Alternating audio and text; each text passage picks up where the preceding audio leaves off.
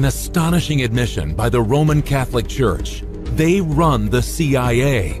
Did you know the CIA is also dubbed Catholic Intelligence Agency? Catholics in Action. Is the CIA truly American? For decades, Jesuit affiliates of the Roman Catholic Church have directed the CIA. Leon Panetta and John Brennan, the current director, are Jesuit trained. Are Jesuits today the same as Jesuits of the past? Are you familiar with the Jesuit oath? Its devious plans to control the wealth of the nations, enslave the masses, and depopulate the world. Pope Francis is a Jesuit. Should we be alarmed that the institution the Pope heads also controls the CIA?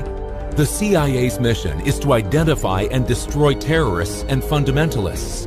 Pope Francis likewise, and defines them as those who believe in absolute truth, end-time prophecies of Daniel and the Revelation, refuse to yield their liberty of conscience, and give up constitutional rights.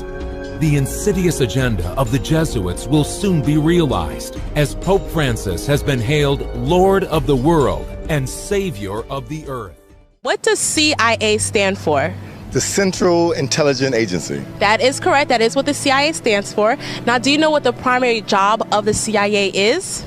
I think their primary job would be similar to the police force, but more the head of law enforcement. Now, Marianne, what is the primary job of the CIA?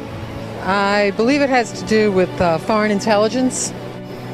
The CIA is the foreign spying agency for America. That is also correct. Now, they collect, analyze, evaluate, and disseminate foreign intelligence in order to help make decisions that relate to national security. So you're right. So Jerome, can you guess what religious group has predominantly run the CIA?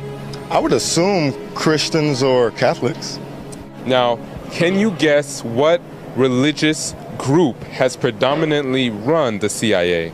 I'm going to assume or guess the Catholic religion. That is correct. Why do you guess that? Because I figured that they might have a lot of involvement with the CIA.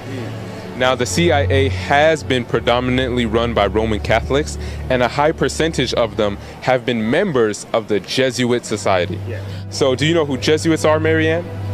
Kind of, yes. I was raised Catholic, so I'm familiar with Jesuits. Okay. And what can you tell me about Jesuits? Well, they seem to be more liberal priests, I guess.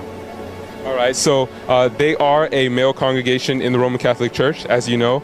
And so what we're going to do is just read the Jesuit oath, okay? So have you follow along.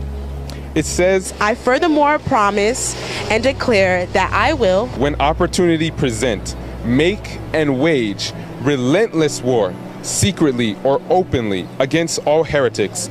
I will hang, waste, boil, flay, strangle, and bury alive. Rip up the stomachs and wombs of their women in order to annihilate forever their terrible race. So, Lucas, what are your thoughts on the Jesuit oath? Well, based on that oath, I'm not too fond of the group. I haven't really looked into what else they claim to stand for, but it's kind of concerning to have a group, like you said, so involved in central intelligence and everything, and being so motivated by these values. So what are your thoughts on the Jesuit oath? The Jesuits are pretty bad people. Sounds like they want to kill people. That's not a good thing, is it? Based on the Jesuit oath, the excerpt that we just read, what are your thoughts on Pope Francis being so impactful in social and political issues? I think that we should keep our, separation of state and church. I believe that the Pope should stick to his religious issues, and then the government needs to handle the government issues. So now, based on the Jesuit oath, because Pope Francis is a Jesuit, right? How do you feel about Pope Francis being so impactful in political and social issues? I feel that's a sign of prophecy. So I'm not surprised. It's, the Catholic religion is a religion of a universal religion trying to get everyone in the world to follow their same creed. So that doesn't surprise me. Wow, Sean, I was going to ask you now, are you aware that the Bible tells us there is a time coming when our liberty of conscience will be stripped away, and that those who stand true to the principles of Protestantism will not be able to buy and sell? Yes, Revelation. The Catholic Herald, which is a news publication for the Roman Catholic Church, gives us a new and interesting way to look at the CIA, or the Central Intelligence Agency. By professing right in the very front page of this Catholic Herald News, it states that the Catholic Church thrives in the CIA. The headlines read, "Why Catholics Thrive in the CIA." The agency has been dubbed, and I quote, "Catholics in action," end quote, because the faithful have occupied so many senior positions. This, ladies and gentlemen, is a plain easy giveaway, and it should not take a rocket scientist or anyone with great qualifications to understand that the Roman Jesuits, or should I say the Vatican, is the one that runs the Central Intelligence Agency. Make some very interesting notes here. Make note that the CIA thrives in the United States of America. It has the seal of the United States and the symbol of the United States right on it. The eagle is right there. Secondly, make note, the Jesuit order thrives primarily at the Vatican. However, what you need to understand is that the Jesuit order is a secret police for the Vatican, and what they have done is they have successfully infiltrated every other governmental structure in the world today.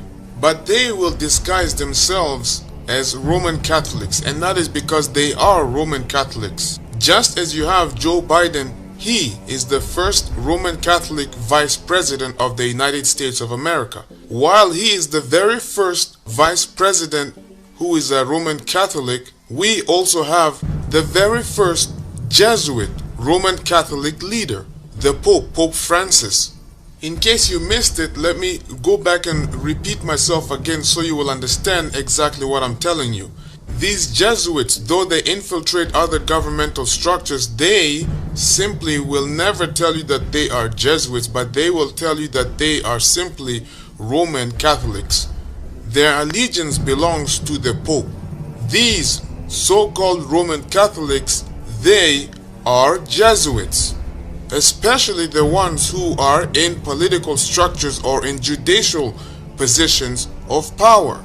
The United States of America is run by Jesuits. They used the order of the Masons as scapegoats. The majority of people, the minute they hear the words Freemason, they automatically think the most evil secret society. But when they hear Jesuits, they think, oh, Pope Francis is a Jesuit, he's a good person, he's a Roman Catholic. I think the Jesuits are connected to the Roman Catholics. They have hospitals and schools and many other good institutions, so they're not that bad. But that's how they operate. They operate in a very subtle way. The evidence for this is that we see a reflection between America and the Vatican. The United States Capitol is designed to resemble the Vatican. The obelisk in the United States of America also is a direct reflection of the obelisk of Rome and the Vatican. The symbols of sun worship within the Freemasons and within the Jesuit order, it's all the exact same. Going back to the CIA, when we look at the symbol of the CIA, the United States seal, what we also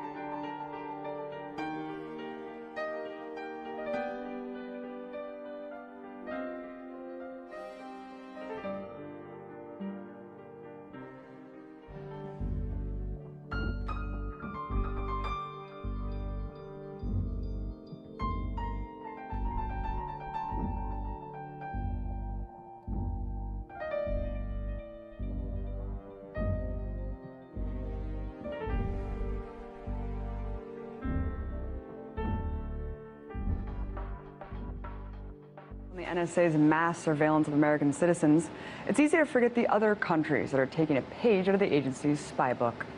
Just this past weekend, it was revealed that in 2008, Australia's surveillance agency shared information about the country's citizens with its most trusted intelligence partners. Perhaps the most concerning part of this recently leaked Snowden document was the discussion between these allies over whether or not to share the medical, legal, and religious information of Australian citizens. But this story is just a microcosm of the larger international spying cabal working together to peer into every nook and cranny of the world. So who exactly are these peeping partners? Well, they call themselves the Five Eyes, a partnership made up of intelligence agencies in 5 English-speaking countries: the US, the UK, Australia, Canada, and New Zealand. And just like the Eye of Sauron, eyes see all, which is an especially appropriate analogy since The Lord of the Rings was filmed in New Zealand. But I digress. You see, the Five Eyes Agreement has been around since the end of World War II, but it was so secret that the program wasn't even disclosed to the public until 2005. On the surface, this treaty is just a friendly agreement between allied nations that it's essential to stopping global terrorism. But thanks to the Snowden leaks, we now know just what an asinine agreement it's actually being used for: industrial espionage and circumventing those pesky laws that prohibit warrantless surveillance of a country's own citizens. In theory, these nations are not allowed to spy on each other's people, but we all know rules are meant to be broken. In 2007, the NSA analyzed and retained any British citizen's mobile phone number, email, and IP address swept up in its enormous dragnet. Another memo dated from 2005 shows that the NSA was working on a procedure to spy on the other 4 countries. And while one sentence in the memo states that the US and UK will not explicitly target each other, the very next sentence says governments reserve the right to spy on each other's citizens when it's in the best interest of each nation. Well, that's not open to interpretation at all. Look, I think it's clear at this point that the myth of the American empire exporting freedom and democracy really means exporting surveillance.